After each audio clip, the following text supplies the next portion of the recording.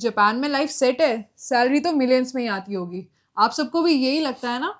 ये तो है, बट काफ़ी लोगों के ऐसे जो परसेप्शंस हैं उसको सोचा हम इस वीडियो के थ्रू क्लियर करते हैं। तो आज इस वीडियो पे हम यही डिस्कस करेंगे, Japan salary versus Indian salary. So अभी स्टार्ट करते हैं वीडियो। सो काफ़ी लोगों का यही सबसे पहला पर्सपेक्टिव होता है कि भाई जापान आए हो या कोई बाहर कंट्री में गए हो तो भाई बहुत पैसा छाप रहे हैं, बहुत सब ये हो रहा है, मतलब करोड़ों में खेल रहे करोड़ों हैं। में खेल रहे हैं, लिटरली वो वाला इंप्रेशन होता है।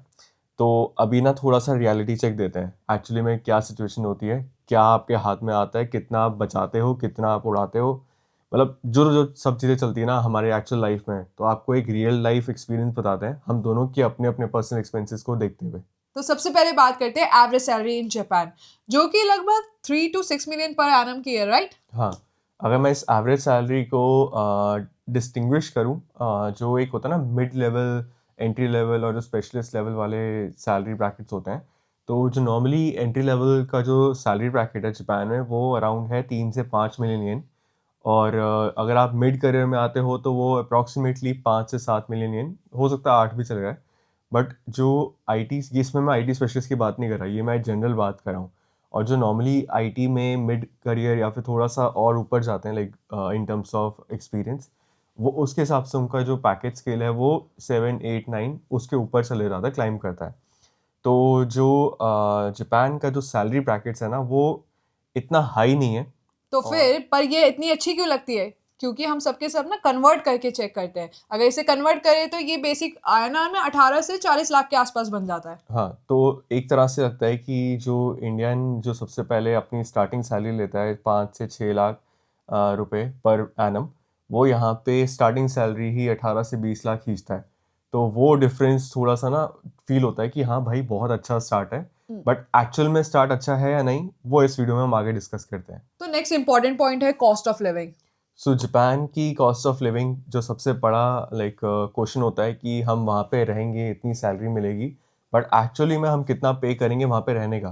तो उसके जो मेजर सेगमेंट्स हैं हम उसमें एक बार डिवाइड करते हैं। तो सबसे पहली चीज़ तो ये सोच लो, जो आपकी सैलरी है ना उसके सैलरी का 30% तो आप वैसे ही डिडक्ट कर दो, क्योंकि आपका टैक्सेस, रेजिडेंस टैक्स, आपका इंश्योरेंस और आपका क्या कहते हैं पेंशन, ये सब कंपोनेंट्स में जो है आपकी 30% सैलरी ऐसे ही कट हो जाती है। देन आता है आपका रेंट। सो रेंट भी अगर आप लगा लो ऑन एन एवरेज, यहाँ पे जापान में रेंट अगर आप प्राइवेट अपार्टमेंट में रहते हो तो कहीं ना कहीं 80,000 येन से लेके 1,20,30,000 येन तक आराम से पड़ता है। और अगर आप शेयर हाउसेज में भी रहते हो तो तब भी आपका रेंट जो है 50,000 येन से लेके 70,000 येन तक रहता है नॉर्मली, देखिए एवरेज कॉस्ट है। देन आते हैं फूड एंड ग्रॉसरीज का। आपका मंथली अगर आप सिंगल रह रहे हो तो आपकी अप्रॉक्सीमेटली 30-40,000 येन या मैक्सिमम 50,000 येन के अंदर आपकी मंथली ग्रॉसरीज कवर हो जाती हैं। और अगर आप थोड़ा घूमना फिरना चाह रहे हो, वैसे अपने मिसलेनियस एक्सपेंसेस करना चाह रहे हो, वो अप्रॉक्सीमेटली आप 30-40,000 और ऊपर लगा लो। तो मोर और लेस आपका एक तरह से 2-2.25 लाख येन जो है आपका ये इनिशियल कॉस्ट निकल जाता है आपकी सैलरी में से। सो अगर लेट से आपकी यहाँ पे 4-4.5 मिलियन येन आपकी इनकम है, तो उसमें से लगभग लगभग आपका जो टेक होम सैलरी होता है वो अप्रॉक्सीमेटली 2.5 से 3 लाख के बीच में कहीं होता है। तो आपके एक्सपेंसेस अगर आप वैसे काउंट करोगे, ये जो मैंने आपको पहले अभी बाइफिकेशंस दिए वो बिल्कुल एक्सट्रीमिटीज़ पे है। लाइक आप बहुत ज़्यादा अच्छे से, लाइक होता है ना कोजी लाइफ रह रहे हो, बिल्कुल कंजूसी करके नहीं रह रहे, तो ये उस वाले लेवल के खर्चे हैं। नॉर्मली अगर मैं बेस लेवल पे लेके आऊँ उस चीज़ को तो अप्रॉक्सीमेटली 1,75,000 येन अप्रॉक्सीमेटली वहाँ पे वो सेटल हो जाता है। एंड अगर आपकी लेट से 2 लाख, फॉर एग्जांपल 275 आपकी सैलरी मंथली ग्रॉस आती है हाथ में, तो आप एक तरह से 1 लाख येन बचा रहे हो, जो कि अराउंड आईएनआर में 60,000 येन होता है। ये स्टार्टिंग सैलरी में है। आप जैसे जैसे बढ़ोगे वो आपकी सैलरी स्केल बढ़ती रहेगी। अब चलते हैं कॉस्ट ऑफ लिविंग इंडिया में। तो अब इंडिया की बात हो रही है, तो एक ऑन एन एवरेज चलो सपोज कर लेते हैं कि 12 लाख पर एनम आ रही है वहां पे।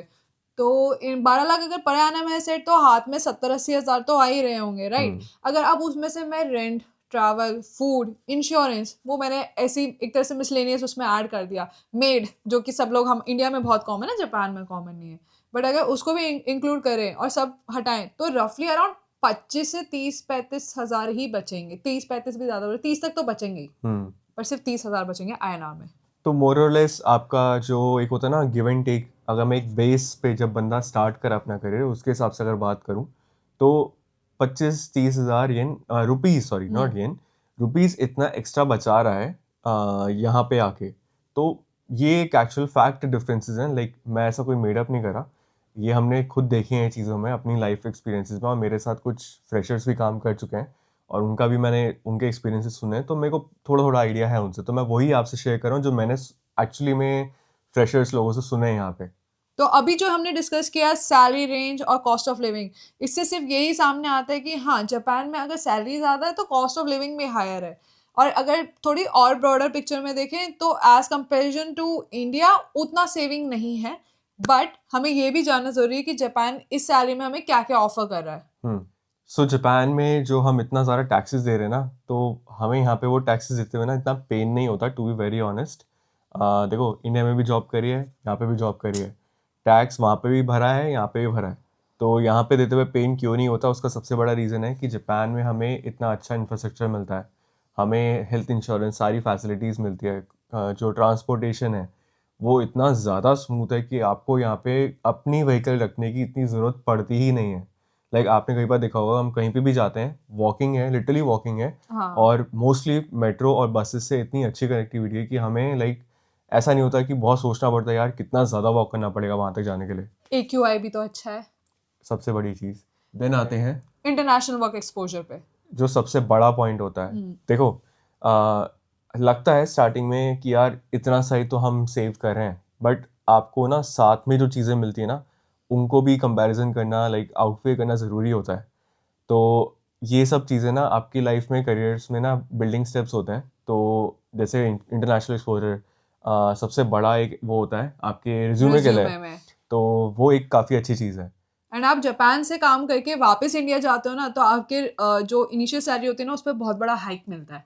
मतलब वो तो खैर ऐसी वाली बात है कि आप ऑब्वियसली जिस सैलरी से आप मूव कर रहे हो आप उसमें प्लस ही मांगोगे, दैट इज अनदर नहीं थिंग। नहीं, पर वहाँ पे मिलना इजी हो जाता है। थोड़ा सा हाँ ये होता है कि आपके लिए एक गेट्स ज़्यादा ओपन हो जाते हैं, एक थोड़ा सा वो एक बेनिफिट मिल जाता है। राइट। बाकी अगर आपका मेन कंसर्न सिर्फ पैसा कमाना है, लाइक आपका मोटिव ही सिर्फ ये है कि भाई बहुत सारे पैसा कमाना है, तो जापान में मैं तो नहीं कहूँगा, टू बी वेरी या ऑनेस्ट, कि यहाँ पे बहुत पैसा है।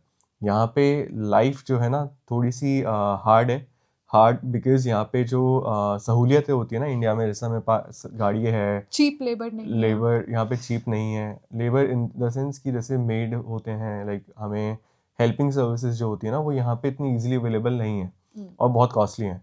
वो सब चीज़ें जो हैं इंडिया में बहुत इजीली मिलती हैं और बहुत आराम से हम अपनी लाइफ ना लाइक सुविधाओं से अपनी चला पाते हैं। तो आपको ये सब चीज़ों को ना थोड़ा सा वाइल मेकिंग द डिसीजन कि आप बाहर आना चाह रहे हो, तो ये सब चीज़ों का ध्यान रखना बहुत ज़रूरी है। सो अब अगला पॉइंट आता है, क्या जापान सबके लिए ही इक्वल अपॉर्चुनिटीज प्रेजेंट करता है? तो ये चीज़ आना भी ज़रूरी है।